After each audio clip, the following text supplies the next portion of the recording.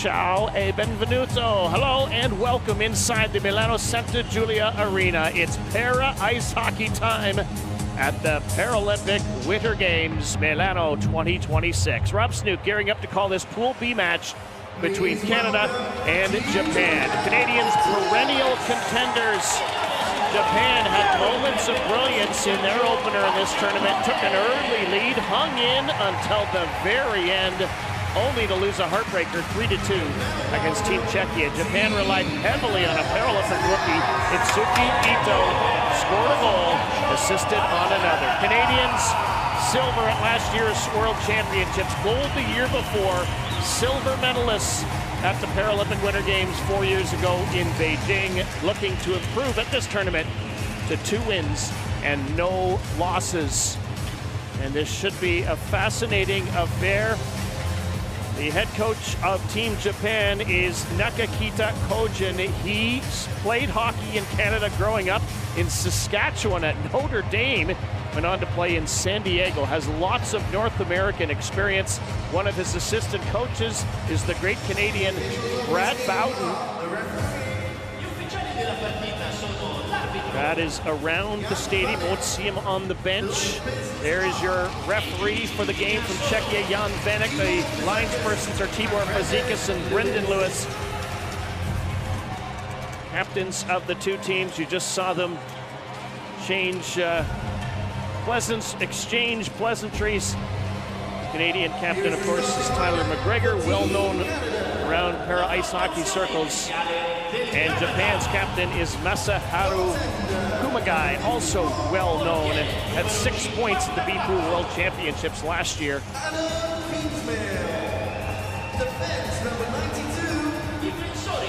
Japan's lineup, they have changed things up a little bit. Yes, they have, just a little bit. This is Ito on the first line with Ukai and Nitsu. Nitsu scored, Ito scored. So they put the 2 goal scorers in the first game. Nakakita Kojin speaks absolutely perfect English. We had a chance to catch up with him just a few days ago. And he's going to try to get his team to play at the best of their level. They began the tournament, didn't get a point, but scored twice in their game against Czechia. Canadians, meanwhile, it was an 8-0 romp over Slovakia to begin. They are very balanced on attack. They have also done a little bit of changing. You see Zach Lavin wearing number 7 there on the defense. He was playing forward in the opening game. Kovacevic has entered into the lineup, and Lelev has also come into the lineup, so 2 of the 4 defensemen are different. Canadians are very deep. Under head coach Boris Rebelka, whose assistant is former Canadian national team player Steve Arsenault. Adam Kingsmill is going to get the start in the Canadian net. As you see Tyler McGregor gearing up, ready to go.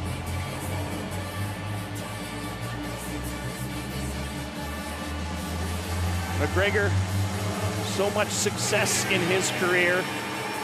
He has won 3 World Championship gold medals. One of the 3 players on Team Japan who won the silver medal in Vancouver 2010. There he is, Adam Kingsmill, the starter in the gold medal game at the last 2 World Championships. He's going to get the start in this one, the 26-year-old from Smithers, BC.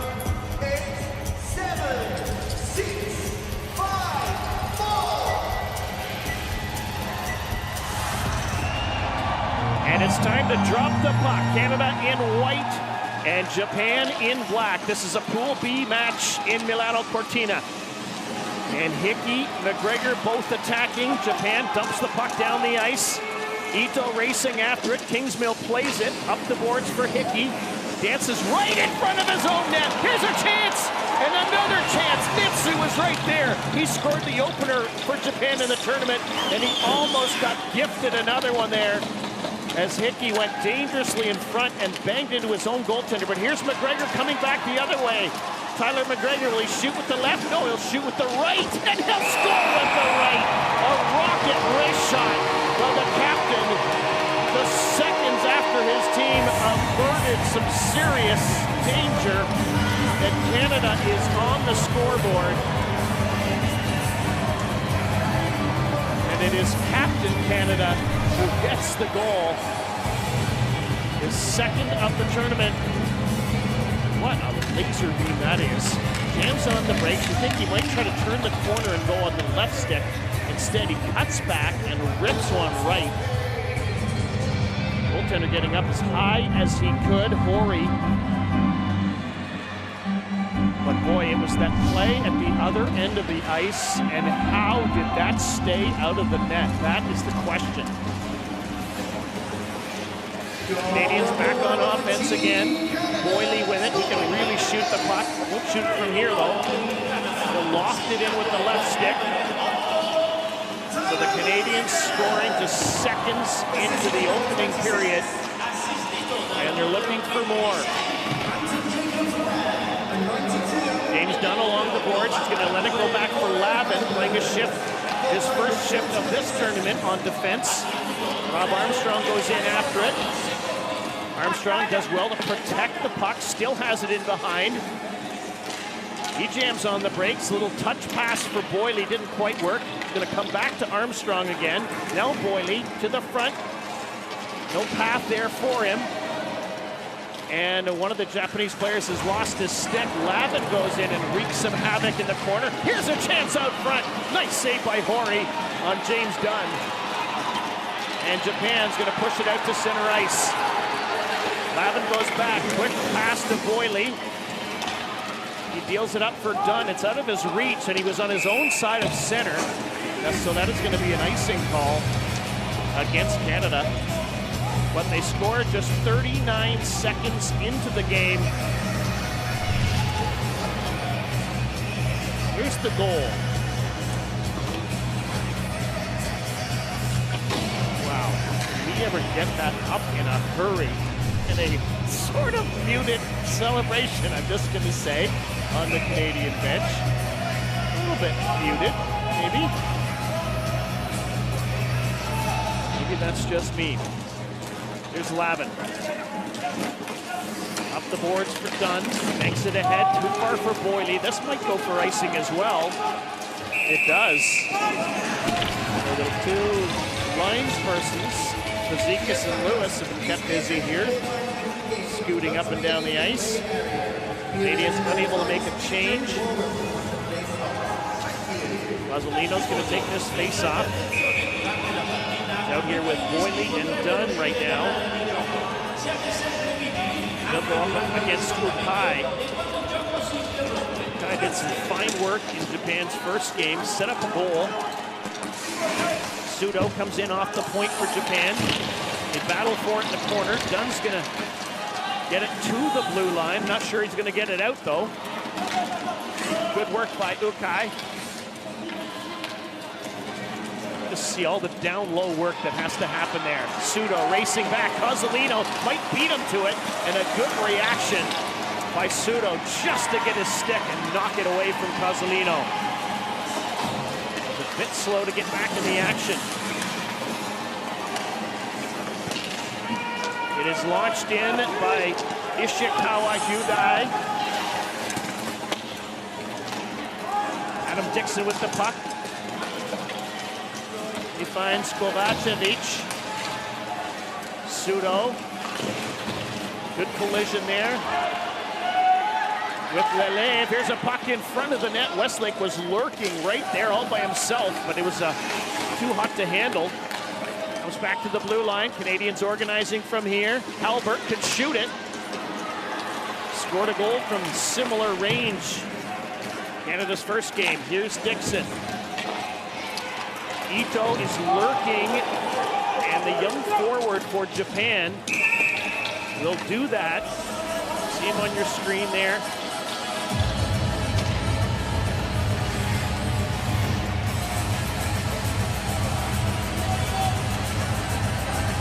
The ice in the benches as well. We don't always get that para ice hockey. I think the players really like it. They can really fly both in and out of the benches.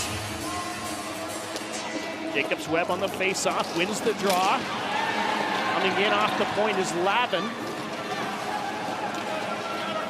tries to filter it through to Jacob's Webb, and it's on net, the loose puck, and they score! And it's McGregor with his second of the game.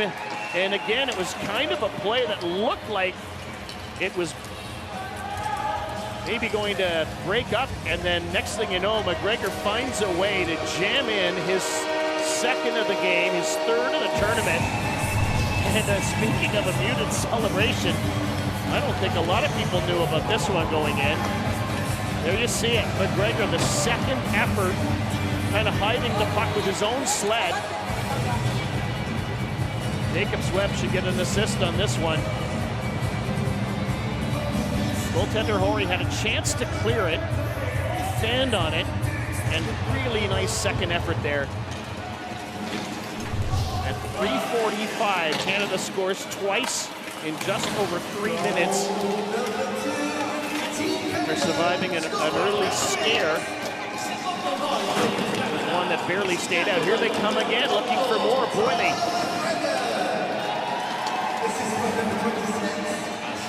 Where is it? It's in just outside the crease. Japan trying to clear it. Cozzolino in tight quarters. Now it's worked free by Boyle. That's steered aside by Horry. James Dunn with a nice play to free it up for Boyle. Throws it across the boards, and it's going to come all the way back and out to center. Lavin goes back for it, curls, gets over center, launches it right back in again. 4.5 minutes gone by, opening period. 2-0 Canada leads already. They have played 3 times, these two teams, at the Paralympic Winter Games before, and Japan has won 2 of those games. And only 1 win against Japan in Paralympic history. The biggest upset, of course, was the semifinal in Vancouver 2010, when Japan went on to take the silver medal. Liam Hickey throwing his weight around. Only Canadian player from Newfoundland and Labrador. Here's Halbert, and into the net goes Jacob's Webb. The net somehow stays on its mooring. And the puck comes back to the blue line. Hickey picks it up, wheeling in with speed. Still has it. Hickey looking. Pass! There's a chance on the redirect by Jacob's Webb. It's gonna come back to the blue line. Albert, penalty coming here. And it is going to be a teeing call against Japan, I believe. Indeed it is. It's against Japan's Kumagai, their captain. Canada heading to the power play. The games are not just sports and competitions and contests. The games are so much more.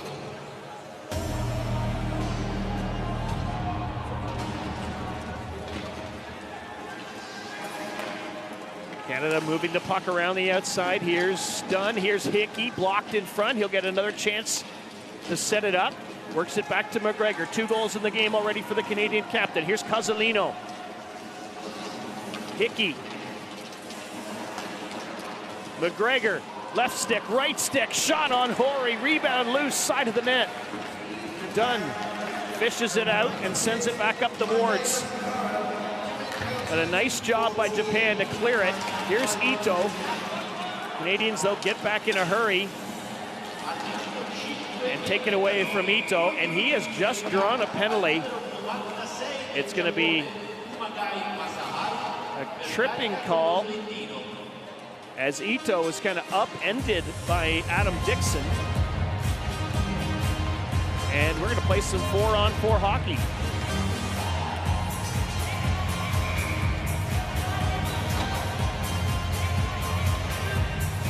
Faceoff will come all the way back down in front of Adam Kingsmill.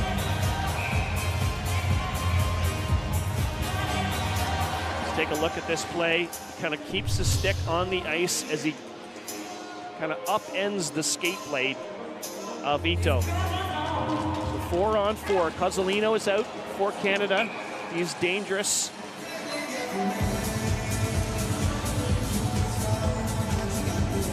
But it is Japan looking the more dangerous here. Ito played 43 minutes in Japan's opening game of the tournament.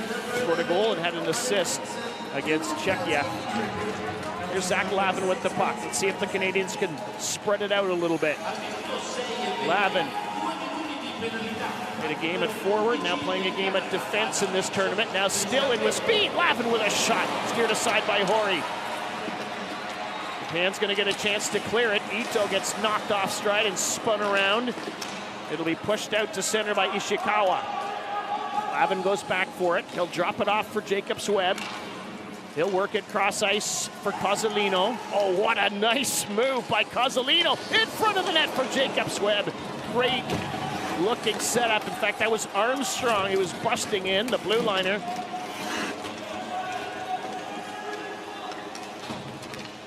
Little toe drag, we call that. You're new to the para ice hockey game, and Cozzolino converts on his own with the left hand. He was playmaker earlier, he's finisher here. Dominic Cozzolino, who's named the best forward at the 2024 World Championships. And he snipes his second goal of the tournament. He does it with his left hand on the glove side of Hori.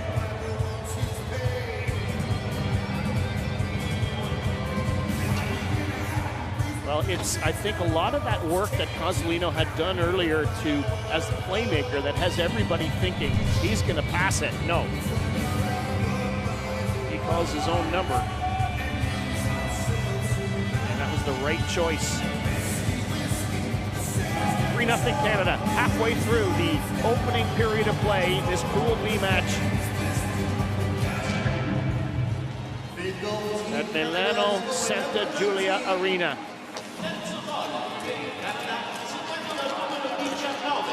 Canada back in its own zone. It's going to be launched down the ice because now, well, actually, that puck was shot and before the penalty had expired, so Canada is now shorthanded, but they iced the puck just before they became shorthanded. It might actually be the center ice line that is the marker at the moment. It had to go across center before the penalty had expired. 10 shots to 2 for Canada, 3 goals to none for Canada. Still 39 seconds after the penalty to Adam Dixon. Player who knows about converting from one position to another. Former award-winning defenseman and now playing forward for Canada. Here's Armstrong. He'll bank it off the boards and down the ice. McGregor here on the penalty kill, looking for a hat trick, possibly, but he gets slammed into by Ukai. Saucers a pass back to Halbert. Into the corner for McGregor. Dancing with it, stick handling, turning, twisting. Deals it off for Hickey. Liam Hickey cuts to the net. He just missed the corner. It looked like he had Hori beaten.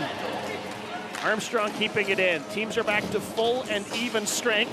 And another penalty coming. Sudo upends Hickey. And we're getting an interference call against Japan. So 3 penalties already. That's the earliest we've had that many.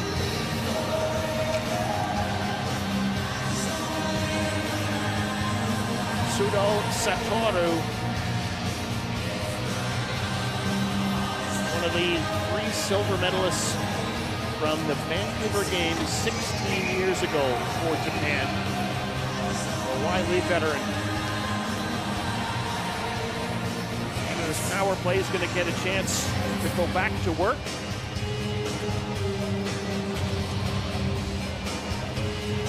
First goal for Canada 39 seconds in was McGregor from Jacobs Webb and Halbert.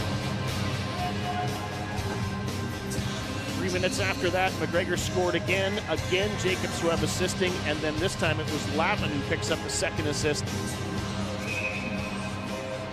And then Dominic Cozzolino came while the teams were playing 4-on-4, and Rob Armstrong picks up the only assist. So that's where we stand, 3-0 Canada.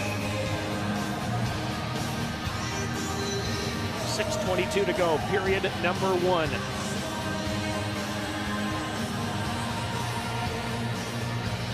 Canadians did win the World Championship gold medal 2 years ago in Calgary. Upset, it's considered an upset against the U.S. USA has been dominant and has won 4 straight gold medals. Canadians want to change that at this tournament. Here's Halbert. There's a little bit of room. His pass, his tip. Anton Jacobs-Webb. Here's another chance by Boyle. He rocketed that, but Corey does well to get in the way of it. Boyle slides it in for Westlake. Comes back to the blue line for Halbert. Shot is blocked by Morisaki. He's going to send it down the ice. Canada still with lots of time to work on this power play.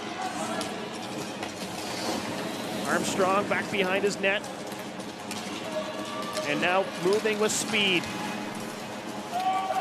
Jacobs-Webb's going to pick up the puck, drop back. Armstrong kind of ran into some heavy traffic and lost the handle.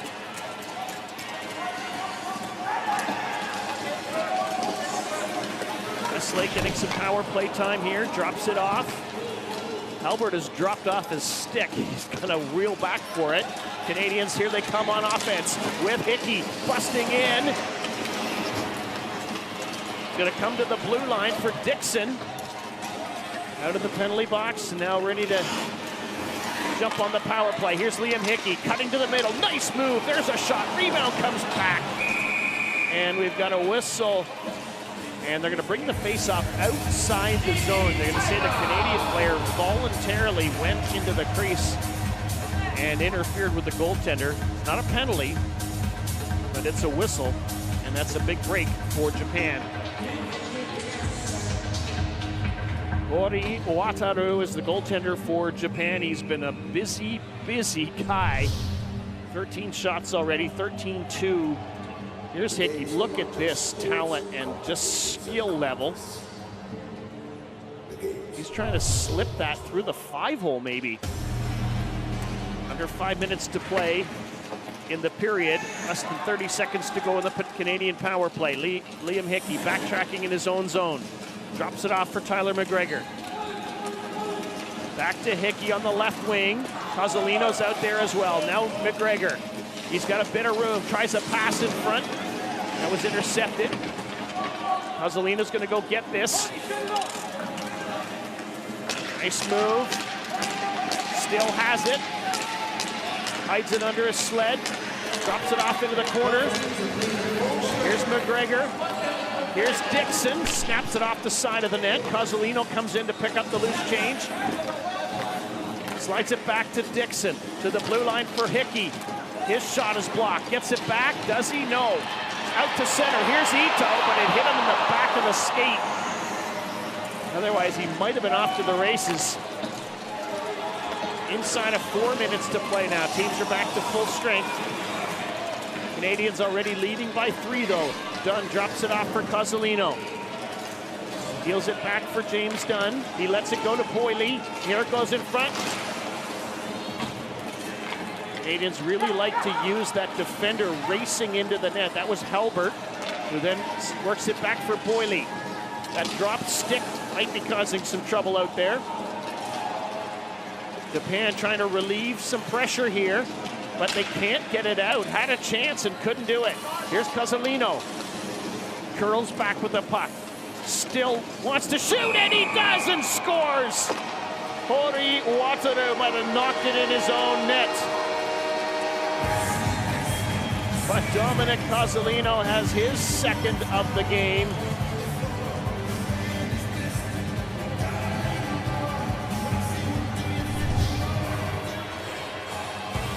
Cozzolino, it's almost like a last resort here. Okay, I'm just going to fire this one. See if we can get a better look at what Hori does with his stick. There's the shot. Well, that puck's going wide. That is going wide of the net, but it hits the heel of the stick of Hori. And unfortunately for Team Japan, that ends up in the back of the net. 11:46, the time of the goal. Starts with 2 goals from McGregor, then 2 goals from Cozzolino. And the Canadians are off and running here in their second game of the Para Ice Hockey Tournament in Milano Cortina. Here's Hickey. In for Jacobs. Webb with a shot. Corey to save. Rebound. Bounces in front. Japan's going to pick it up and flick it out to center. Nelev back for it, playing in his first game ever at the Paralympic Winter Games. McGregor, nice little feed for Jacobs. Webb cutting in. There's a pass. They score! Albert goes to the net. Again, the speed of the Canadian defense racing, charging to the net, and getting rewarded. Halbert's second of the tournament, proving he can do it from long range and he can do it from short range.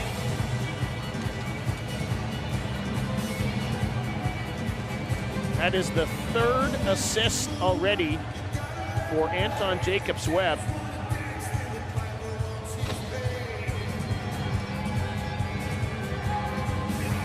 See, he's not really thinking about shooting on that play. He really wants to set up Albert.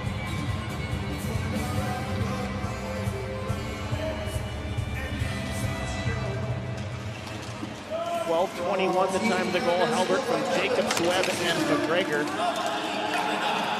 The Canadian offense has really come to play in this one. Lavin lifts it out to center. Ito tracks it down.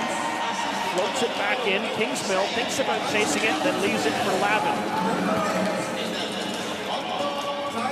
Lavin's got some room. He's going to take it if they give it to him. Gets across center. And 2 Japanese players collide. They come up with a puck, though, for their efforts. Somewhere in that skirmish, there is a puck underneath Matsushita. Now it's fished out, and here comes Lavin. Lavin's got a man heading to the front. That was Westlake. He couldn't get it to him. And Armstrong's going to race back at his own blue line and beat Ito to the puck. Dixon knocks it into the Japanese zone. 90 seconds to play, opening period, 5-0, Canada leads. Another penalty is coming here. I think it's going to be an elbowing. No, it's a roughing call. Well, pick your poison, though, when you get to that. Japanese penalty box door opening up again. It is a roughing call. And that was Masahiro. Pretty effective game in the opener for head coach Nakahita Kojin.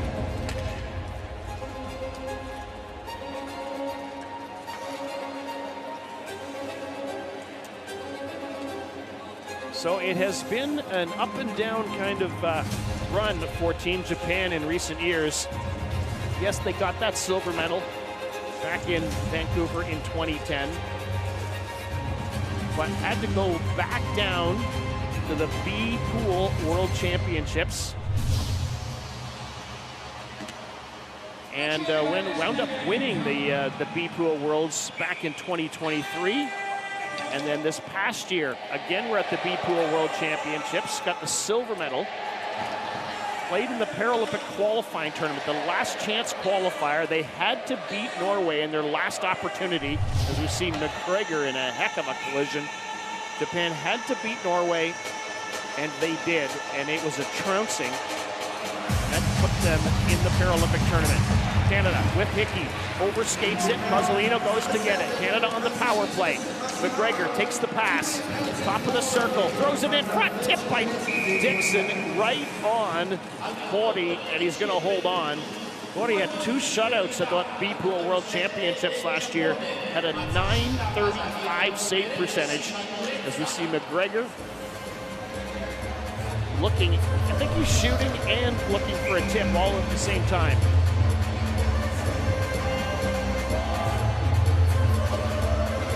Cozzolino wins the draw. Now onto the stick of Liam Hickey. Cuts to the middle. Deals a pass for Dixon. He scores! Adam Dixon, his first goal of the tournament for the 36-year-old, five-time Paralympian. An absolute rocket. He was the leading scorer at the Sochi Games back in 2014. He can put the biscuit in the basket, and he does it right here. But what about the setup from Liam Hickey? He knows, everyone knows that he can shoot the puck. But when he plays playmaker, he makes himself that much more dangerous, and that'll get everybody dancing. That is the thing of beauty, the dance and the goal.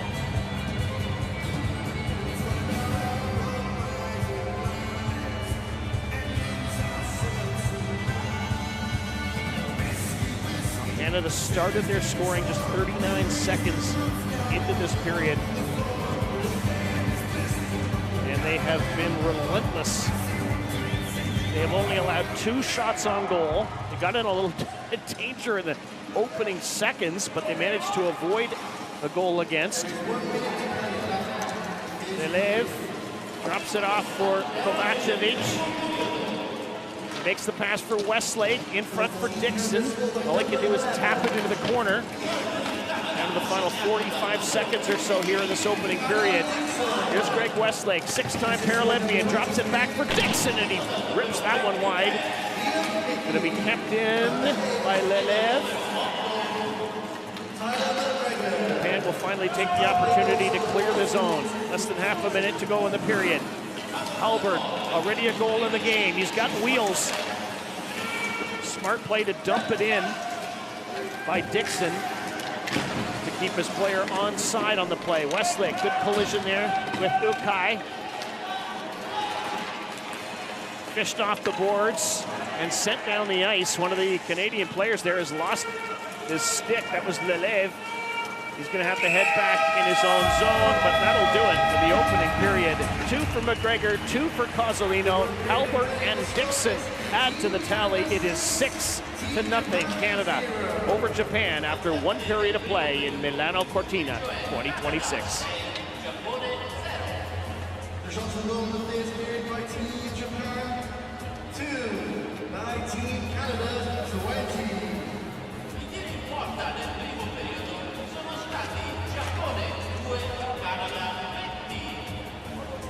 Well, it really is amazing. These teams have only met 3 times in Paralympic history, with Japan winning 2 of the 3.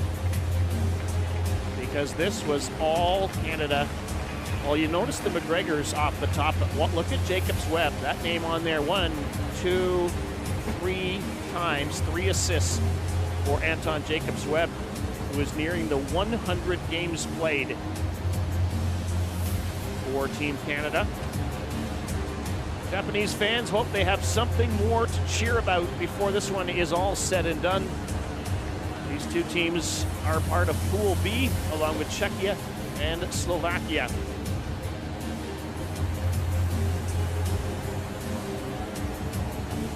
Lots of different forms of Canadian jerseys from years past, current and years past. 20-2 the shots on goal. Canada scores once on 3 power plays, kills off the only penalty they took. And Japan does dominate on the face-offs, at least better than half, just about 56%. So there's something to work on if you're Canadian head coach Boris Rybelka. But your team leads it comfortably after 1 period of play. 6-0 is where it sits.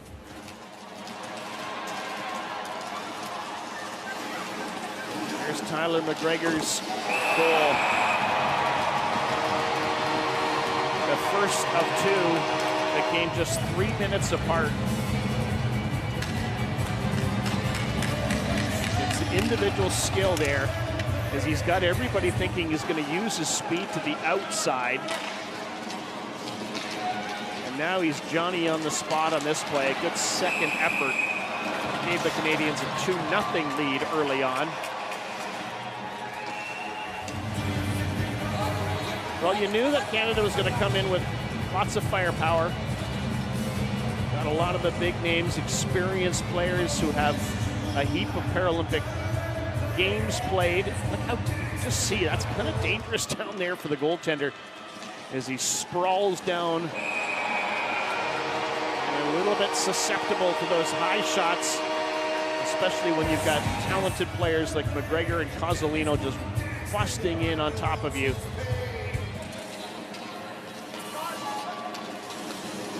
This one, Cozzolino maybe got a bit of a break. The goaltender had to go off the heel of his stick, and you could see him stare at the heavens.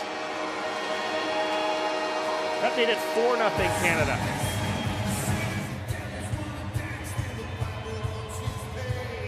Worth a second look, that one.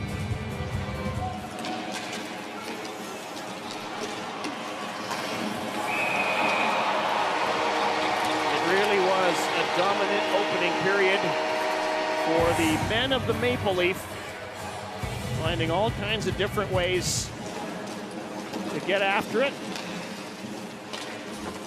And again, a high shot. Dixon just ripping it. His first of the tournament. But he has been doing this for a decade and a half or so. He is one talented player amongst the field of many. It's 6-0 Canada after one period of play.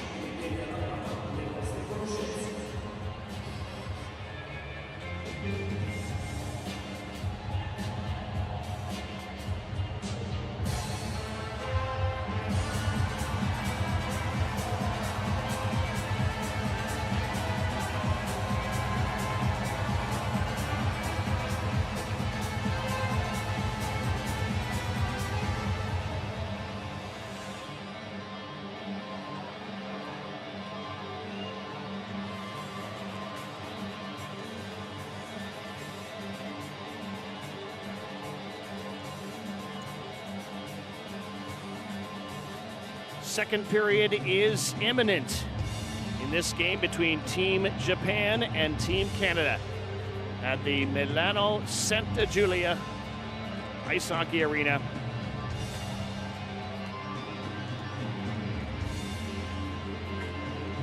Rob Snook with the call. Here we go, second period action. Let's take a look back first, though, at the first. McGregor, just seconds after Canada had avoided a catastrophe in their own zone, McGregor comes down the ice and scores the first of 6 for his team. He had 2, Cozzolino had 2, Halbert, and then Dixon, all adding to the tally for Team Canada.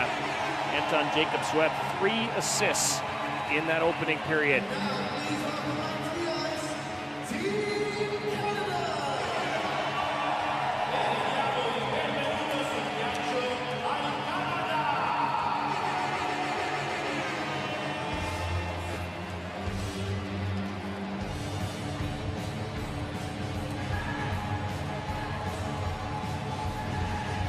4 years ago in Beijing, Canadians were the silver medalists, my mistake, against Canada against USA in the final.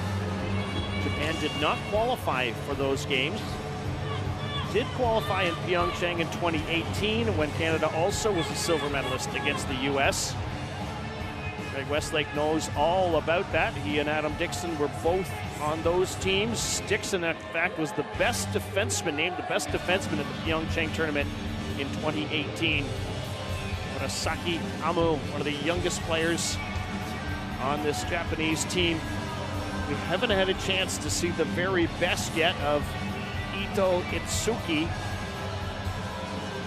He had 10 points at the B-Pool World Championships last year. Where's the number 10? You'll see him out there in front of Mori Wataru.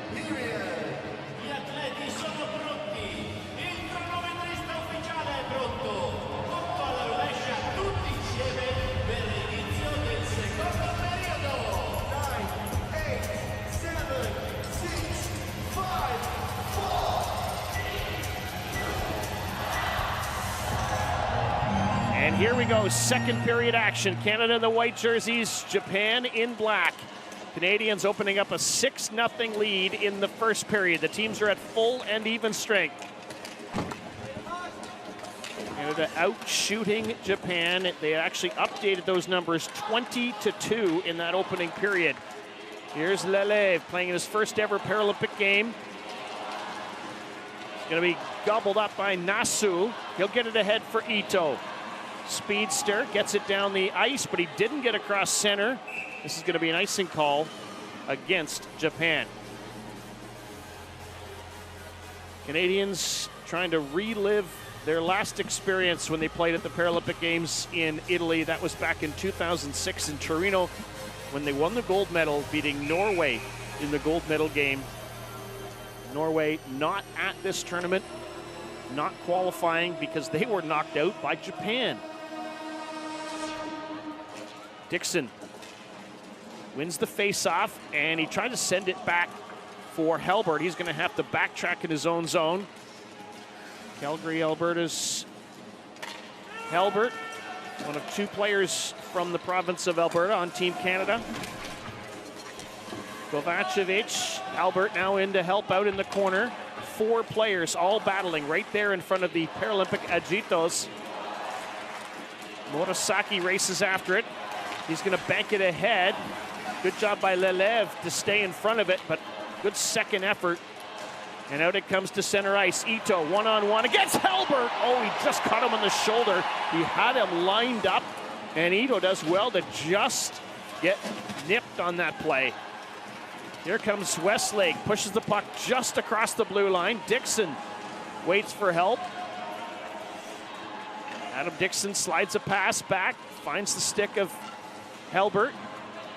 Good moves at the blue line. Nice feed for Lavin. He tried to thread the needle to work it to the middle of the ice. Cozzolino extricating himself from the crease. He's got a couple of goals in the game. It's going to slide out to center past Rob Armstrong, and James Dunn's got the puck. Dunn thinks about dropping it off, now does for Armstrong. His pass deflects into the Japan zone. Second game of a 3-game round robin for both of these teams. Japan's goaltender Hori shovels the puck back behind his net. Ukai goes to get it. He'll bank it off the boards and down the ice. Sure it's going to make it. It might well make it. Yes, it will. For an icing. It felt like somebody should have been out there sweeping that.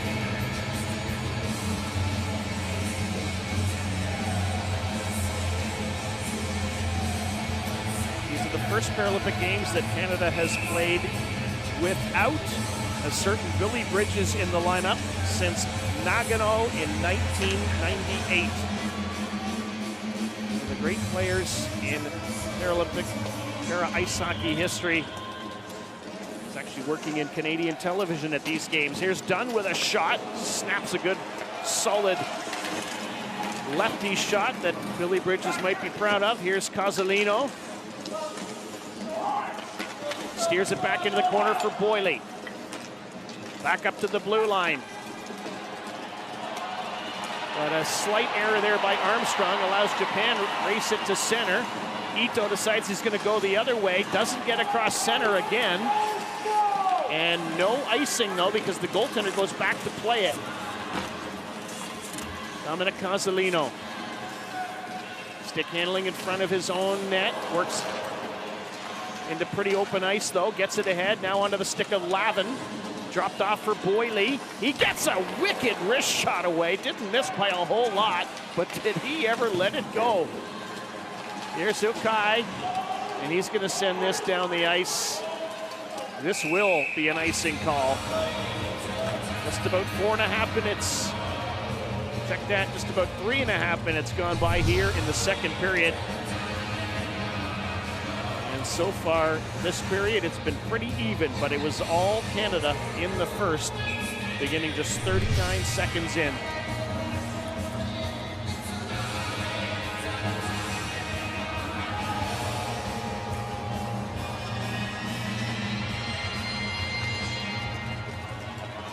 Here's Lelev, long wrist shot from the point that might have even been deflected on the way to Bori Wataru. He does a nice job reeling that one in.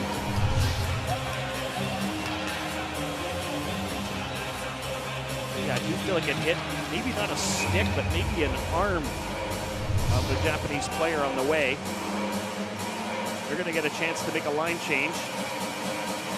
Anton Jacobs-Webb, Tyler McGregor, Liam Hickey out on the ice, Canada's top line. Comes back to the point for Lelev.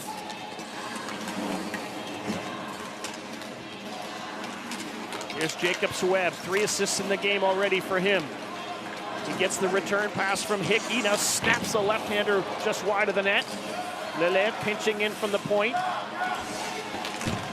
Does well to avoid a hit. Works the pass in for McGregor. He just about found the hat trick. He'll send it back to Hickey at the blue line. Dishes it off for McGregor. Back to Hickey. Hickey falling, pushes it, no free for Halbert. He's got a bit of room, and he rings it off the post. And on the way out, it hits the post, and then off the top of the glass, I think it hits the netting. Great chemistry between Liam Hickey and Tyler McGregor. They really know where each other is heading.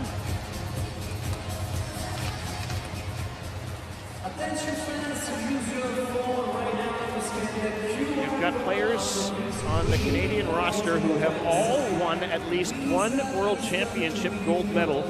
Beat the U.S. in Calgary at the tournament in 2024. We've got Greg Westlake, who's won 3. Tyler McGregor has won 3. And Adam Dixon, in fact, has won 4 World Championship gold medals, going way back.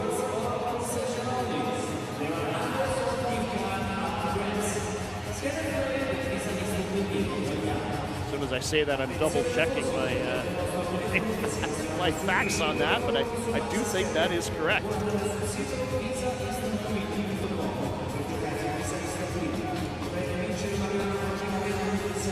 Canada gold medalists in 24, in 2017, in 2013, and in 2008.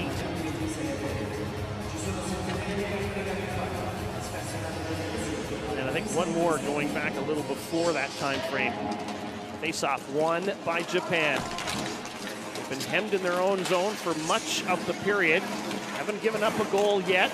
Nice little spinning play by Hickey, former Paralympic wheelchair basketball player, played in Rio in 2016. Here's Halbert. Here's McGregor. By the way, he was playing both sports already at that time. He can play them all. Here's Lelev dancing into the left wing corner. He'll drop it back to McGregor. Canada's got the cycle working here. McGregor in behind the net. Up top for Lelev. Pushes it across for Halbert. He's got a bit of room, and he snaps one that went just wide of the net. Halbert in a collision along the boards.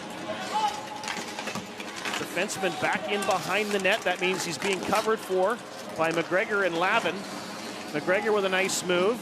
Nice pass. There's Hickey, and he fires it off maybe the side of the net. Goaltender might have got a piece of it. Canada's going to try to keep this in, and they won't be able to, so everybody's going to have to exit the zone. Nice move there by McGregor, who, as we like to say in hockey, could stick handle in a phone booth. Just about 5.5 minutes into the second period. Canada, on the strength of 6 first period goals, leads by half a dozen. Hickey spins around, lofts a pass intended for Armstrong. A little high and a little hot. Canada has to regroup. Westlake feeds Dixon. Nice little right stick to left. Bringing it in is Lavin to the middle of the ice for Westlake. Canadians want to see him get one. Here's Dixon with a shot. Westlake fishes it out. Lavin pitching in from the point. He's got some room to skate. He snaps one that deflected wide. Japan really collapsing in around their goaltender. Thought we might see Ito trying to sneak out from time to time, but so hard with the speed of the Canadians. Here's Armstrong. Lofts a long one high and over top of the net. Ito does shovel it down the ice. They're going to wave this one off as Rob Armstrong goes back to get it. 3-time Paralympian out of Erin, Ontario. One of 9 Canadian players who's from the province of Ontario. It'll be shot in by Westlake, who fanned on it. He was disgusted with himself, so he heads right to the bench. I don't think so. He's got lots of things to feel good about, especially the way his team is playing and the way he's contributing. Here's Dixon. Leaves that one for Boyle, busting in with speed. He gets upended. Here's Lavin following up. Penalty coming against Japan. And yeah, we had somebody take a whack at a stick lying on the ice, or something lying on the ice. This might be a broken stick. Here's that chance that Hickey had a while ago. Yeah, I was confused whether it hit the post or the goaltender got a piece of it, and I think both were true. Canada goes back to the power play.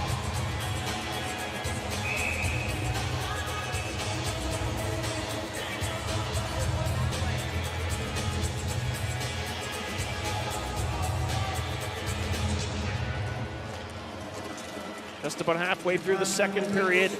Canadians back on the man advantage. It's Ishikawa in the box, a teeing penalty. There's a chance in front, and it'll be sent down the ice by Japan. Nishu thought he might have a path to get to it, but Liam Hickey had his focus on the puck, and nobody was going to get to it before he did. Here comes Hickey, still with it across the blue line.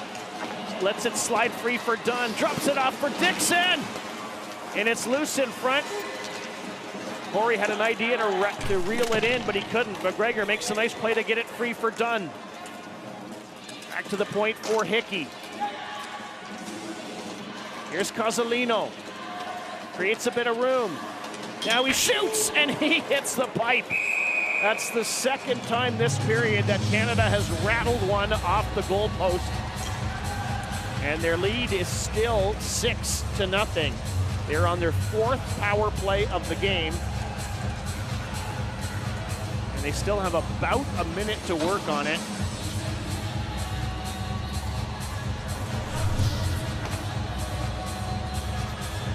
Canada's sixth goal, the Dixon goal, was a power play goal.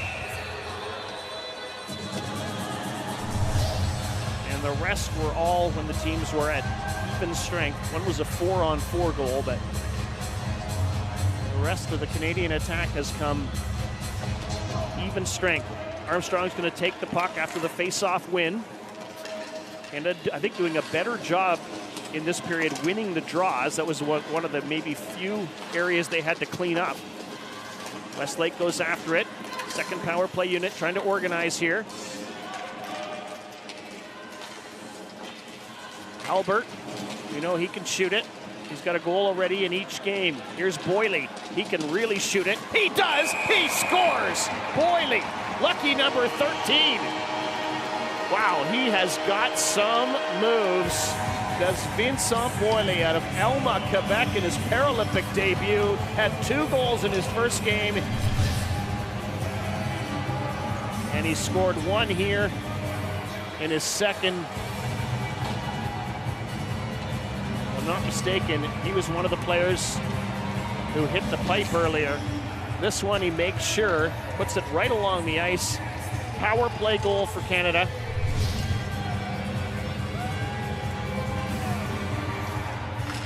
The second unit does its job for the Canadians.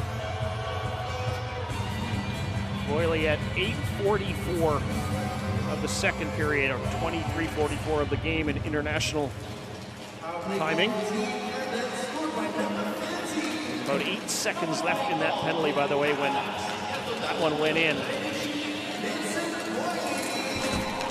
So Halbert and Armstrong are going to draw the assists on that one. Canada looking for more, though. Their lead is now 7-0. Kovacevic trying to fish the puck out from the Japanese player, Matsushita. Going to be pushed up along the boards by Ishikawa, but Canada's going to keep it in.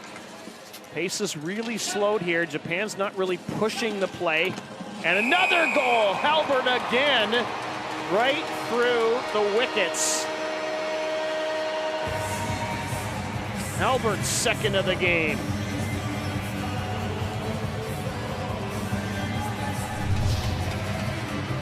Well, there's one that Horry would like to have back. No, it wasn't through the legs. It was kind of under the glove hand. And it was shot with some authority. It wasn't like an easy one. Less than a minute after Canada's first goal of the period, they get another one. What can you do? What can you do? It's quite an onslaught that Japan has been facing.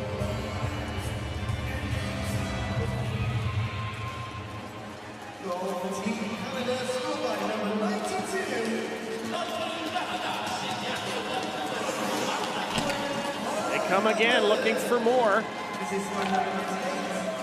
Here's Armstrong for Canada. Still holding. This is a pass in for Kovacevic. Spins away from a check. Nice play. Nice job by Horry there to sweep it away. It's still loose in front. And the Team Japan goaltender is going to hold on to it. Hori Wataru, 46 years of age.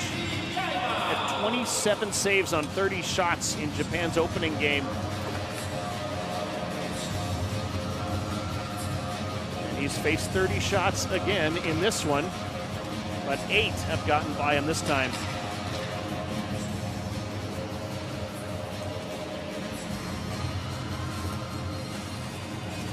Well, you think about the 2 goal posts as well, at least 2. And this one could be in double figures already. Doesn't mean they're going to stop playing for keeps, though.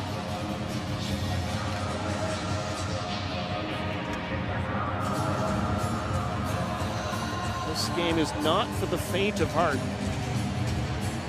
Just about everyone who sees para ice hockey for the first time, that is what they're struck with, is how physical it is. You think of a guy like Liam Hickey. You just saw him in his days playing wheelchair basketball. He just can't do that. Now, yes, it gets physical at times, and I love it, but you're not allowed to just absolutely blatantly smash into a guy who's got the ball, in that case, the puck in this case. Little black puck made of vulcanized rubber. This one is sent down the ice by Japan, and it looks like it's going to be an icing call. Will. 4:50 on the clock here in the second period rather. 15-minute periods in para ice hockey. One of the changes that is different from the Olympic Games. Of course, you've got teeing penalties. You won't have that at the Olympics, but you can see why with the way the sleds are made. But icing, offside, all of that the same. Here's James Dunn for Canada. Curls back with the puck, protects it well, gives it to Armstrong. He delivers a pass for Boyle. Drops it off for Dunn. Ahead for Armstrong. Dunn with a shot. It's by Horry. Can't see it. The side of the crease. Everybody battling. Here's Cozzolino with the loose puck. Cozzolino deals it back. It is going to be intercepted by Ito. But it is 1-on-3. And a good collision there. Lavin kind of took the will away from Japan's Nasu Norihiko. It's another thing that you use body checking for is to take the man away from the puck and also to kind of take his will away to, in a certain extent, to go forward on a certain play. He's going to know he's going to get hit hard. Yeah, you hope he changes his mind and redirects. Canada just keeps on coming, keeps on shooting. And if you missed us talking about earlier, there's Zach Lavin. He played forward in Canada's first game. He switched to defense in this game. He was trying to sneak that one by Horry on the ice, and it almost worked. Look top left of your screen beside the 8-0, 32-2, the shots on goal. Not a shot yet in this period for Japan. They have been overwhelmed by the Canadian attack. Here's Tyler McGregor, 2 goals in the game, the first 2. Pass swung across, centering attempt, Hickey with a chance. Here's McGregor again. Dancing with it in behind the net. He'll bank it off the boards, comes to Jacobs Webb. He's trying to pinpoint a pass in the middle for McGregor. Didn't quite work. Hickey throwing his weight around in the corner. And that's going to come all the way back down into the Canadian zone. Albert, long feed for Hickey. He is being hounded by Kawahara, but he comes up and he's actually going to draw a penalty here. Canada's goaltender comes out for an extra attacker. Halbert drops it off for Lelev. Canada will try to maintain possession here. Here's Westlake. Halbert, Jacobs Webb. Whistle won't blow until Japan touches the puck. Here's McGregor. Jams on the brakes, looks for someone to feed it to, throws it in front. It'll be covered up by Horry. That'll do it for the whistle. So Canada got about 15 seconds or so of extra man-up time. Now Adam Kingsmill will head back to his net. Lelev might have had a good shot there. He tries to work it in for Hickey, who does get a chance out of it. Well, you love that active stick of the goaltender, Horry, but he's got to put those pucks somewhere else, if at all possible, if he's going to get a stick on it. Canada's 5th power play of the game. They are 2 for 4.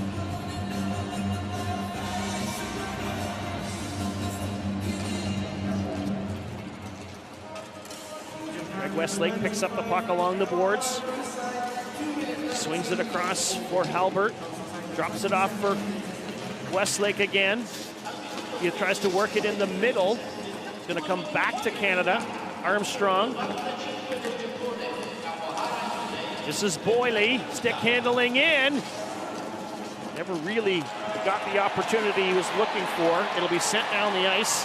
Kingsmill comes out of his net. Love the big stick that Adam Kingsmill uses. Some of the pair ice hockey players goaltenders use smaller sticks. But hey, why wouldn't you want it? The biggest one you're allowed. Here's Halbert. 2 goals in the game already for the defenseman.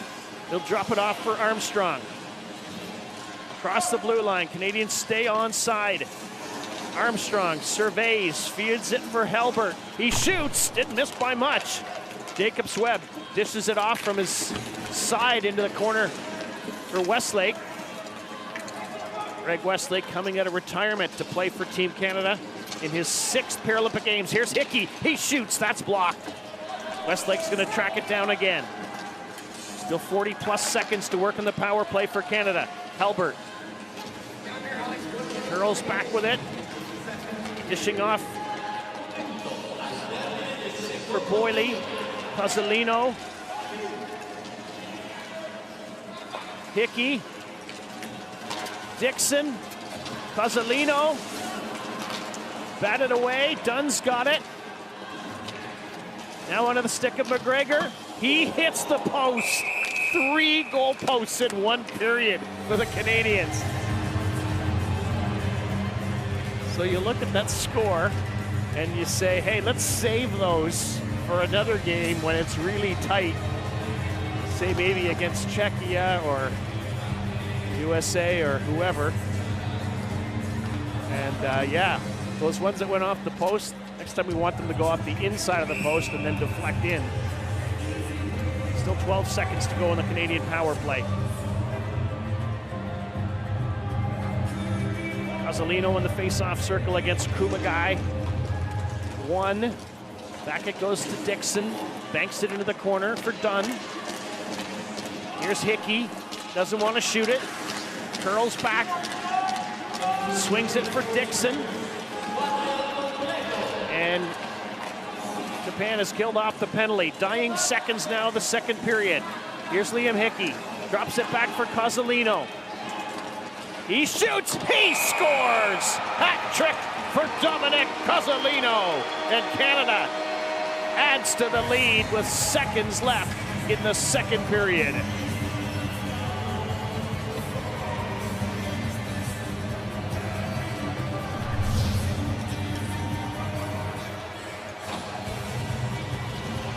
Cozzolino just allowed to keep walking in. And poor Horry, the goaltender, he's just an onslaught. Cozzolino makes no mistake about it. At the 14:07 mark officially of the 2nd period.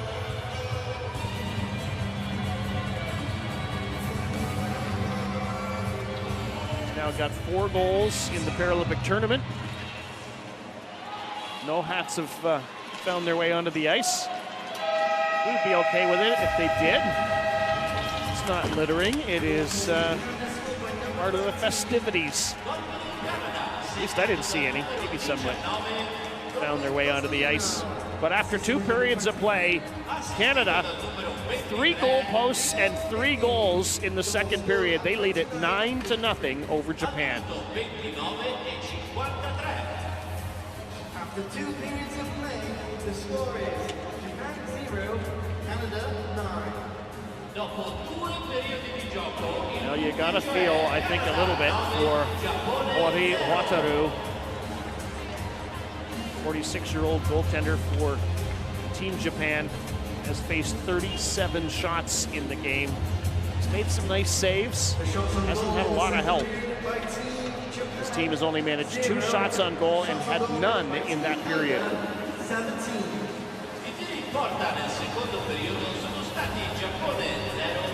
Boyle scored. That was Halbert and Armstrong who set that one up. Then Halbert got one of his own, then Cozzolino got one of his own. fact, that was his third of the game.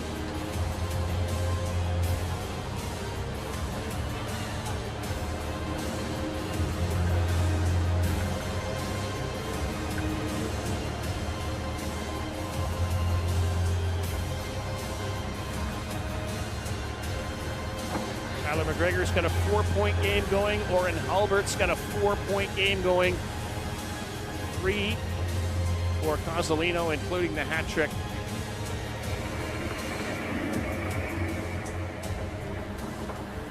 Well, I don't entirely know if that power play efficiency, maybe that was only the second period where Canada went 1 for 2, yeah.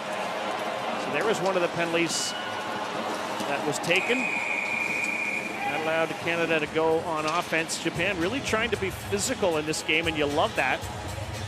But off to the penalty box they went. And Boyle, after drawing the penalty, now there's, you could hear the iron. That was one of the ones that went off the iron. That was Cozzolino, so count that one.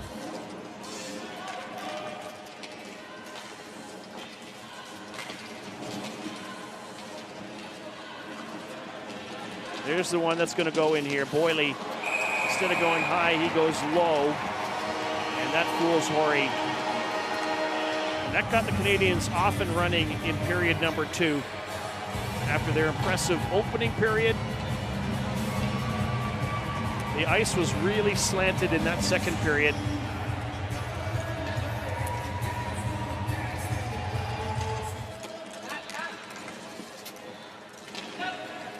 Here's Halbert, that chance that he had from long range. Well, he scored from short range earlier in the game, and I have just been so impressed with this Paralympic rookie, Oren Halbert, out of Calgary, Alberta. And how can you not be? Great shot, skates really well. That was Canada's third and final goal of the period. And all you can kind of do is smile just a little bit. But I think there was more coming from Cozzolino. Let's get a couple of looks at that and a couple of looks at goaltender Horry. But after 2 periods of play, it's an impressive 9-0 lead for Canada.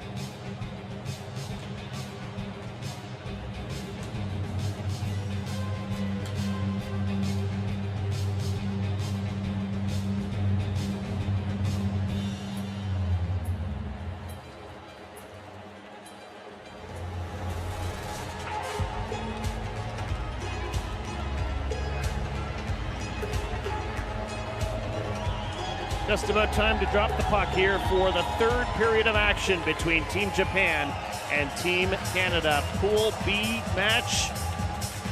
The five-time world champions from Canada against the team from Japan, which has won the B World Championships and has been a silver medalist at the Paralympic Winter Games going back 16 years in Canada, in fact, in 2010. But right now, this game has been all Canada so far. Scored 6 in the first period. McGregor, Cozzolino in order, Albert, and then Dixon. And then in period number 2, it was Boyle, Albert, and Cozzolino completing his hat trick.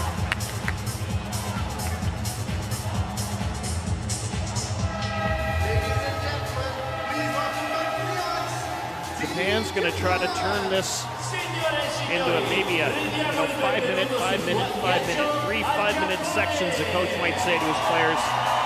See if we can win the first section, the first segment. Not going to be easy. And it's not just about avoiding getting scored on, it's about creating a little bit of havoc with the opposition as well. Haven't really done that in this game to any extent, other than the opening seconds of the first period, maybe.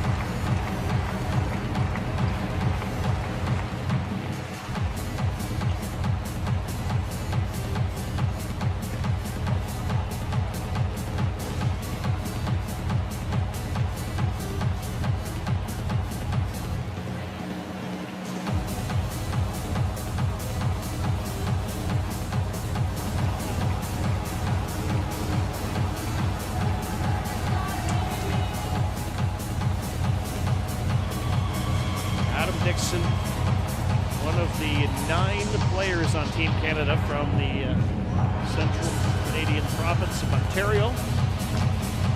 Greg Westlake is also from there. He's from Oakville, just outside of Toronto. Of course, if you're watching in Canada, you know all of this, but you might be watching just about anywhere on the planet, and we're glad to have you. Milano Cortina 2026 Para Ice Hockey at the Paralympic Winter Games. We think it's one of the most exciting sports on the planet. Team Canada, Team Japan, set to drop the puck for the third period. Canadians in white, Team Japan in black, and here we go. Albert busting down the wing. 2 goals already in the game for the defenseman. Flips one at the net just as his teammate goes crashing into the net, Westlake. And because of that, faceoff is going to come outside the blue line. That's how the nets are held on. There was a time in hockey where there was like a metal pipe that held the net in. And eventually, over time, it was realized that players were running into it and the net was never coming off. And that was causing more serious injuries than, say, that would have done, where it gives a little bit. Originally, they went with a kind of a magnet. It was called the magnet back in the day. The magnet, maybe. Now it's kind of a more plastic element. Racing call here. Shooting it from their side of center, probably for the 7th or 8th time in this game. They're using that as a tool to relieve the pressure.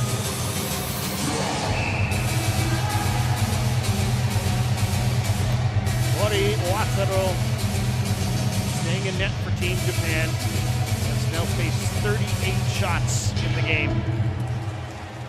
Kovacevic. His shot deflected off Westlake and just wide. Hear the collective awe when he missed that one. Quite a contingent of Canadian fans. Pretty good number of fans from Japan as well, but a really good contingent of Canadian fans. Flip back in the corner. Canada comes back on offense, and we get another penalty coming here, and maybe another one after that. First one was going against Japan, and I think that's all we're getting from Czech referee Jan Vanek. So that was what Japan took a little bit of umbrage at. I think just the one penalty box door open, yep. You could argue that that play was, he had the puck or he was just passing the puck off, and then that would be an okay hit.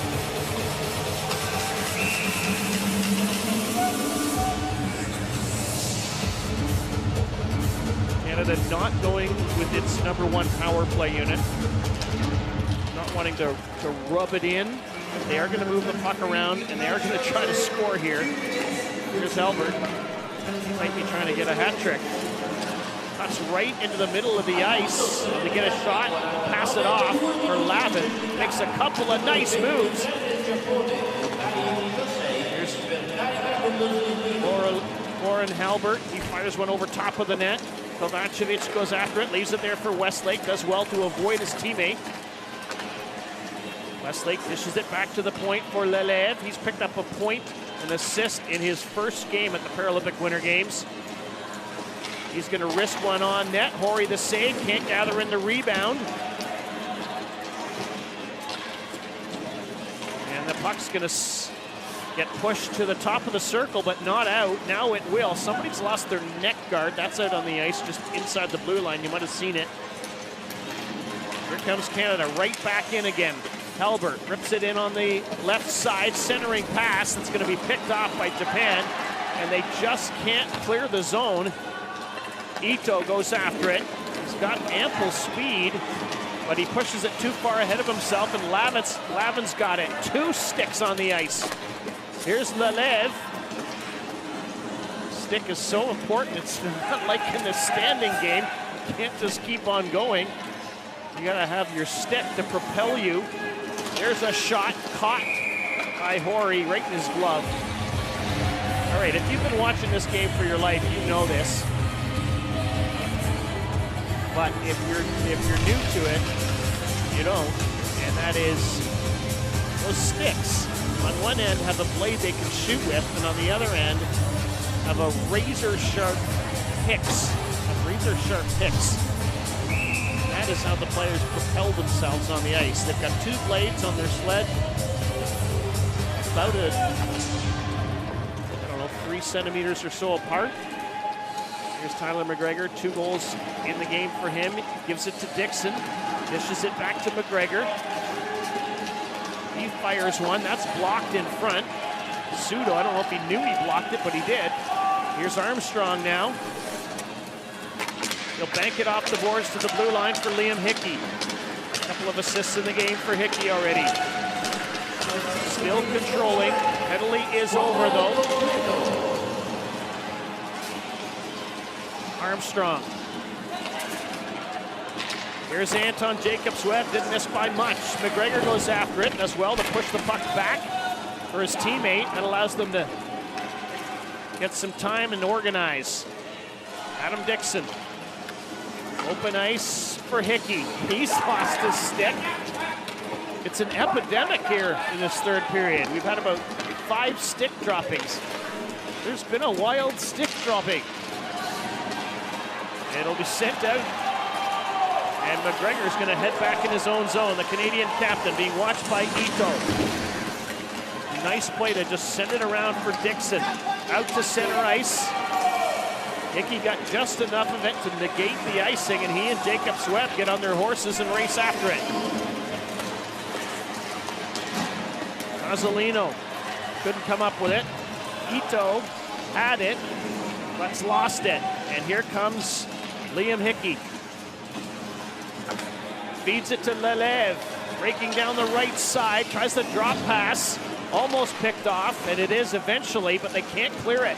Lelev slides right in front of the Japan net, and Kumagai is going to get it to the blue line, but can't get it out. Just about 4.5 minutes gone by here in the third period. James Dunn in front, took the pass from Cozzolino, couldn't tee it up to shoot. And the Canadians will scurry back in their own zone. Matthew Lefebvre, the 20-year-old from Lévis, Quebec. And a huge collision there with Masa Kawahara.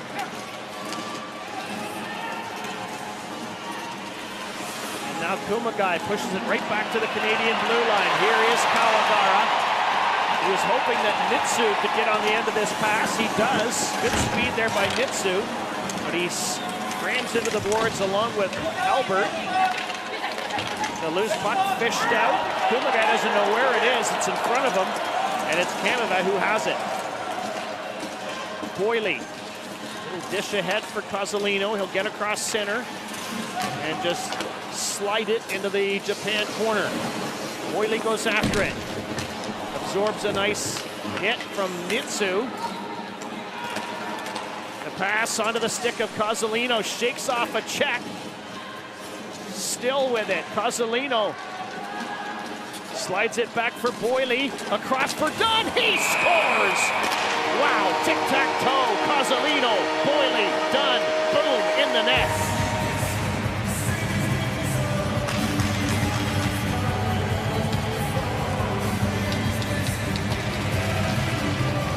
That is some impressive work. That's a little feed there from Dunn, or at least from Cozzolino, to Boyle. And then Dunn goes quickly from right stick to left. There, that's the little toe drag I was talking about, the toe of the stick. And then Cozzolino uses his body to protect the puck, gets it to Boyle, he gets it to Dunn, and Bob's your uncle. It's in the net. That is so pretty.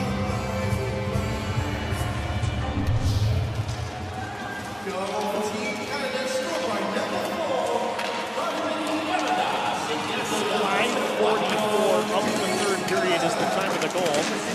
James Dunn's first of this game, but his third of the tournament already. Dumped in by Westlake. Japan trying to relieve the pressure. They'll send it out to center. Lavin waiting there. Canada able to rest Tyrone Henry and Sean Burnett, who played in the first game of the tournament.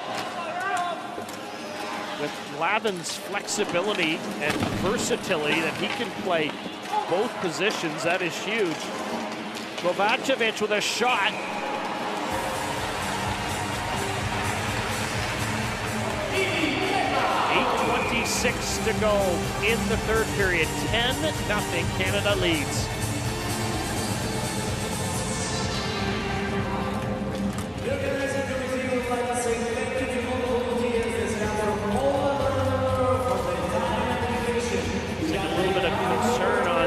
Canadian bench. Greg Westlake took a really hard hit. He'll get the treatment he needs as we see how the battle rages on the ice. The two number 7s. We talked about the equipment and how sharp those blades, those picks are. This was Westlake in the middle of that battle.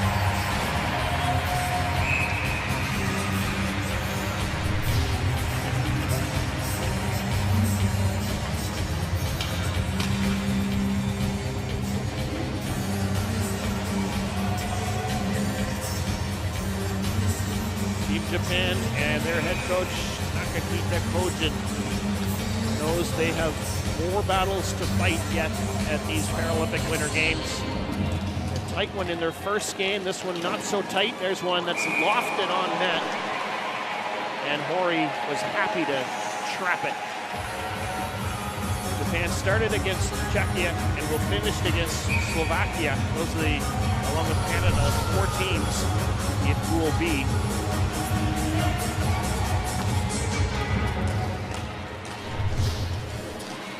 Face-off won by Canada. McGregor absorbs a hit, slides a pass to an open wing, and Japan's going to have a chance to clear it. Haven't yet. Now they do. Albert goes back for it.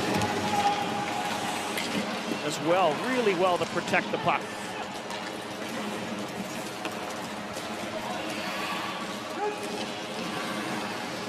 Here is Hickey, centering pass. It might have bounced in the net. It has. It's gone off. Kumagai into the net.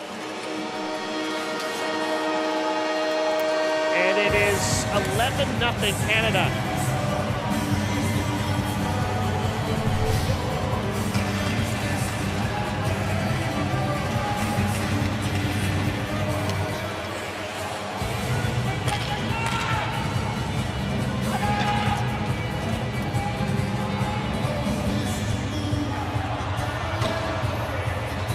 can just see this puck. It deflects off of Japanese player. Pretty sure that was Kumagayet was. And he basically brings it into the net, and he can't believe it. I'm glad he's still smiling. Boris Rebelka maybe trying to recarve his lines a little bit because Greg Westlake has gone to the dressing room. And obviously concerned there. This has been a really rough game, actually. Japan has taken 6 minor penalties in this game. Not really something we think of when we think of them.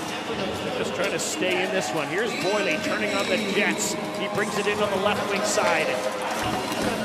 James Dunn goes after it. Back to the blue line it goes. Cozzolino shakes off a check. There's a chance. There's a shot by Boyle. And he didn't get all of it. Goaltender kind of like, as he was trying to think this was going up high, he managed to keep his stick on the ice. Watch the goaltenders, I don't want to call it flinching, he just kind of, he's lifting up, he's trying to make sure that the shot's high, he's got a little bit more of the net protected. And because of that, it almost sneaked underneath his stick. So we're just past the halfway point of the third period. Canada in control, 11-0 they lead over Japan. Lavin's gonna flip it into the corner.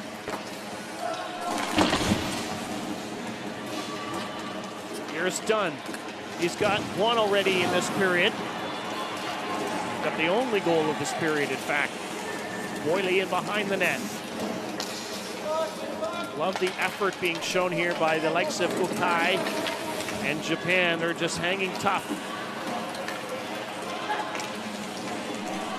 Japan employed a little bit of a different strategy in their opening game. They had, well, now Ito's doing it again, actually. So he's lurking out near center ice. They're trying to kind of spread the Canadian defense, or offense rather. But Canada just keeps on pressuring, keeps on shooting shots at the net. That's their 46th shot on net, 47th now. Cozzolino, he shoots, so Ito, all this is, while this is happening, he is lurking out at center ice. James Dunn is kind of keeping an eye on him, but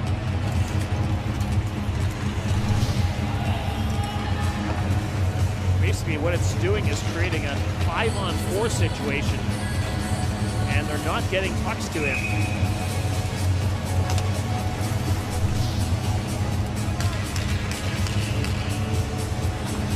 49-2 the shots. Nothing has been directed on poor Adam Kingsmill. It's the first period. He is lonely. The Maytag repairman. That's an inside joke. You don't know. You don't know, you don't know. Dixon flips it high in the zone. Racing after it goes Anton Jacobs-Webb.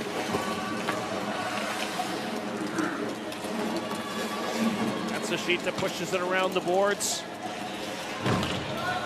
Canada first on the puck, though.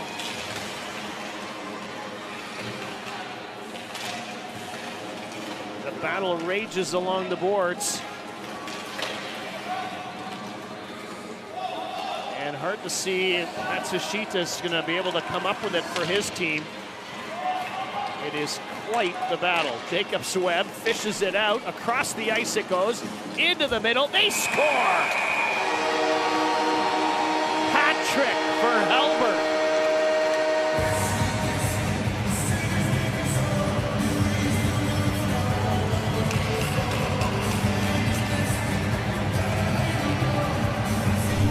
Now the Canadian fans are celebrating, but in an act of sportsmanship, you won't see any of the players on the ice even raise their sticks here. But we gotta tip our hat to Halbert. This young man can really play. And he is establishing himself on this team. When you've got your defenseman getting hat tricks and doing all the things he needs to do in the defensive zone, you've got something brewing.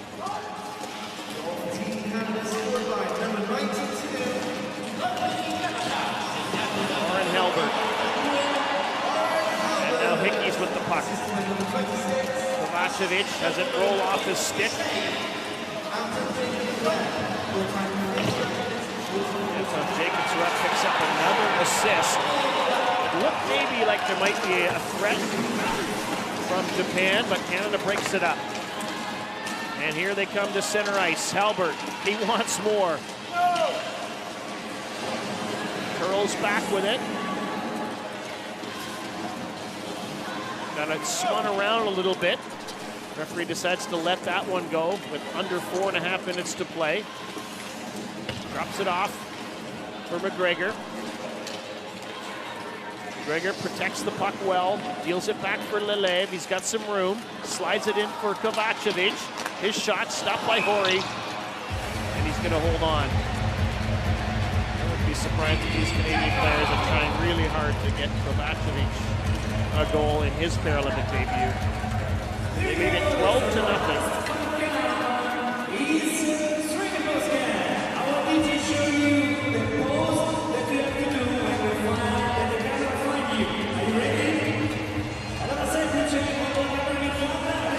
Japan still has important games left to play in this Paralympic tournament. Even though this will be a bit of a disheartening one. We're going to have a really important game to decide third place in the pool. We're going to play against Slovakia. Then, if they get third, they'll play the fourth place team from the other pool. If they end up fourth, they'll play the third place team from the other pool. And then we've still got the fifth and seventh place games to decide things. That is all ahead yet in this tournament. Canada fans won't be having to worry about the 7th and 8th place games. And they're about 4 minutes and 12 seconds confirming that they're going to make their semifinals. Top 4 teams, top 2 in each pool, make it to the semis. Here's Armstrong. Here's Boyle. Works it in front. There's a shot. They score again. And it's done. Done and dusted.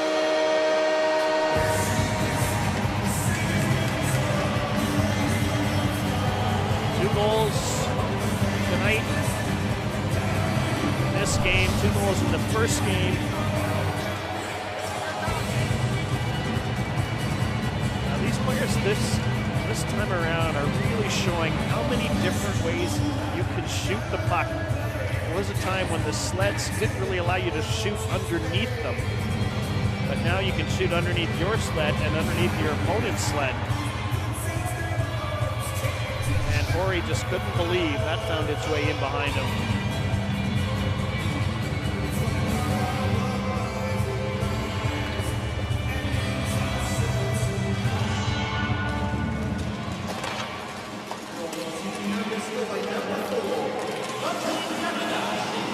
Boyle and Armstrong pick up the assists.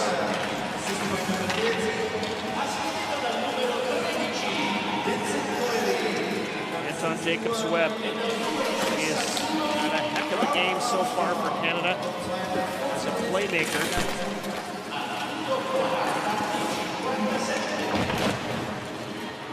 And the hits continue though. Here's Kovacevic, tries a sharp angle shot that went off the side of the net.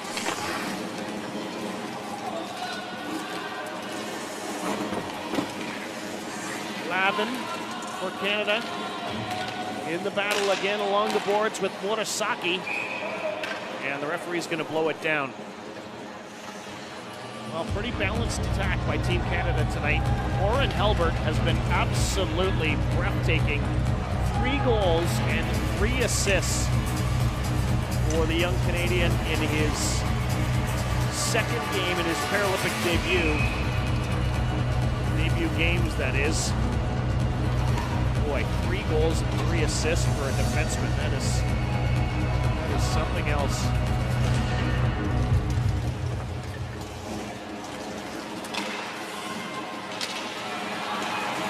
By the way, he's a +7 in this game. Ito racing after it. Guess who shuts him off? Halbert, right in front of his own net.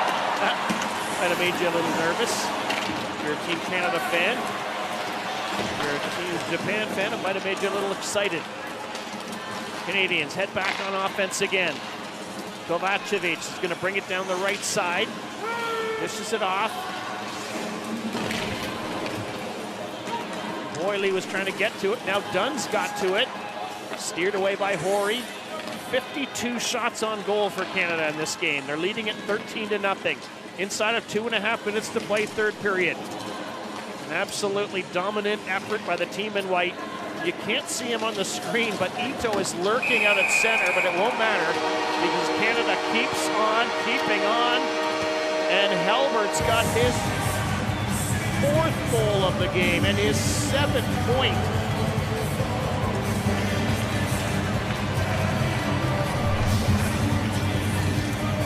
You can see on the top of the screen, Ito was lurking out at center ice, which would be great if Japan could get him the puck.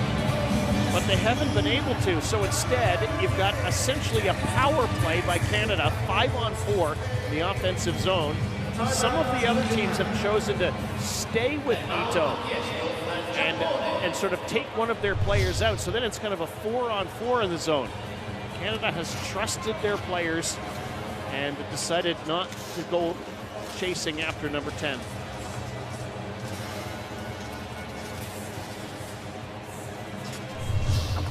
Well, if you've been a fan of the standing hockey game for a long time, you might remember a player like a Pavel Bure who had absolute breakout speed and could break down a defense. Just some of the battles that we see in this game. Albert can do it all. Offense, defense, scoring, playmaking. And Lelev, impressive. Everybody wide awake and bright-eyed except for one. Only one.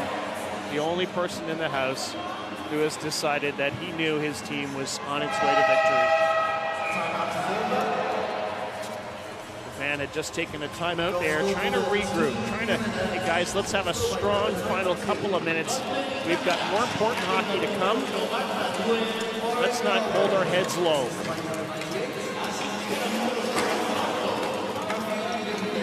And here's Kovacevic trying to beat Horry. And he's going to shut him down. Well, in case you missed us talking about it earlier, Nakakita Koja, the head coach of Team Japan, actually has a history of playing in Canada. Played at Notre Dame High School in Saskatchewan. Which, among others, Wendell Clark, Slater Cuckoo. Here's a few names for you. Maybe I think more National Hockey League players went through there. Here is Armstrong for Canada. Surveys the scene, works it back to Kovacevic. It's going to come out to center. Ito was lurking, but Lavin just calmly takes it away. He's going to be able to pick up his own pass, but he couldn't find the left stick. And he's slammed into by Ito, but he absorbs it well. Under 90 seconds to play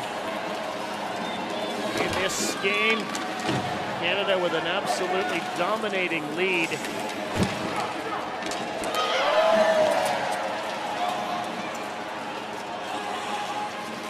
Really just trying to work on things, get the passing going.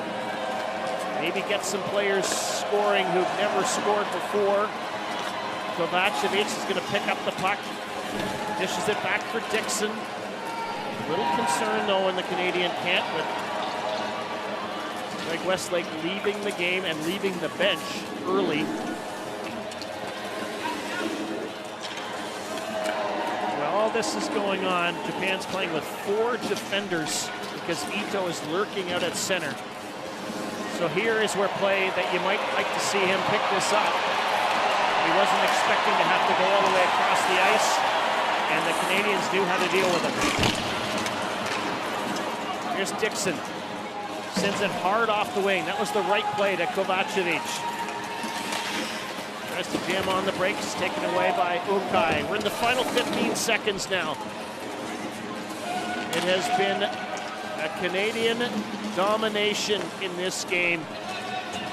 Tyler McGregor scored 39 seconds after we dropped the puck. Kovacevic trying to score here, and the last shot is going to go up and over top of the net. So McGregor got it started, Halbert finished it off, and inside of that, it was a super impressive win for the men of the Maple Leaf.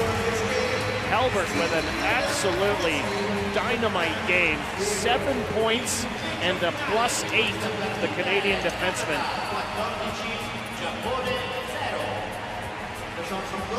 14-0 is the final score. Canada over Japan.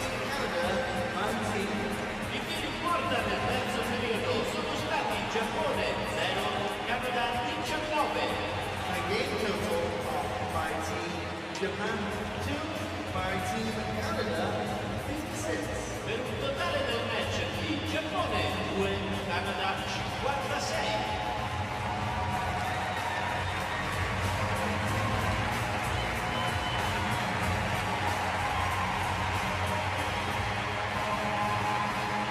Well, not to put too fine a point on it, but 56-2, the final shots on goal in this game. Let's give both teams a round of applause for their outstanding efforts throughout this game. And congratulations to the winning team, Team Canada! Rivolgiamo un grandissimo applauso ad entrambe le squadre Coach Nakakita is well respected. della partita e congratulazioni alla squadra vincitrice, il Canada!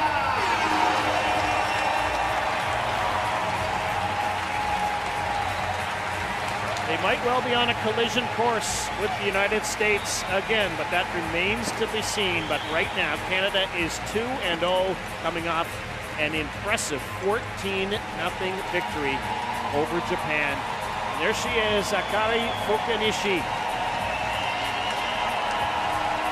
get a chance to skate in this one tonight, but was stressed in the game. And we are just jumping at the bit to get women's para ice hockey in the program of the Paralympic Winter Games. Might be next time, it might be in 34, but it is coming.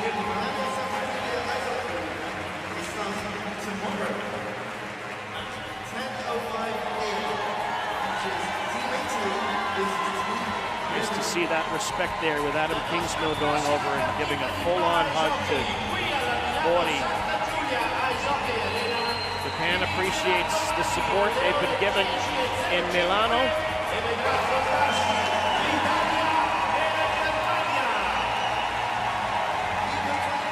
Just see the effort painted onto the face of Kumagai.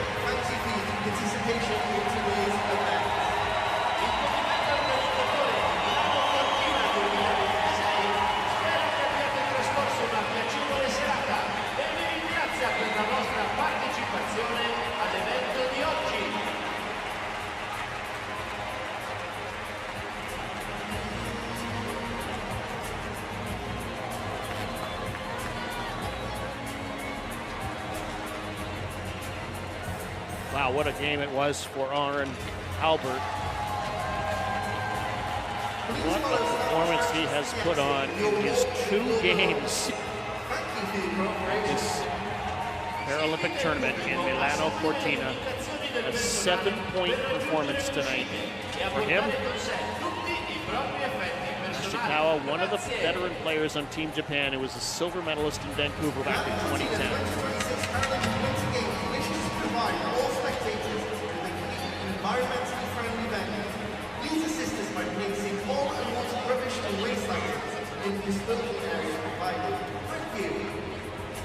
I Giochi Paralimpici Invernali di Milano Cortina 2026 desiderano offrire a tutti gli spettatori un ambiente pulito ed ecosostenibile. Aiutateci smaltendo i rifiuti e gli oggetti. Sometimes it's all about the goaltenders. A tough one tonight for that man.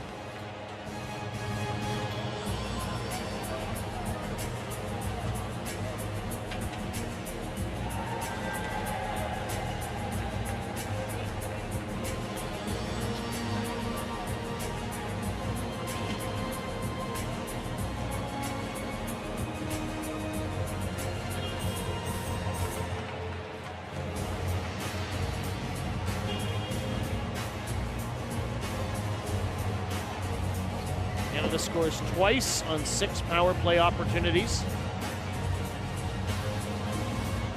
Wins 56% of the faceoffs and does not allow a shot on goal in the second and third periods. And in the end, they win it by a score of 2-0. Pool Group A has US and China on top, but this Group B has Canada and Czechia on top. Cari tifosi, la partita odierna di Ice Hockey presso la Milano Santa Giulia Ice Hockey Arena, valida per i Giochi Paralimpici Invernali di Milano Cortina 2026, è giunta al termine. Vi ringraziamo per la presenza e speriamo che abbiate apprezzato la competizione.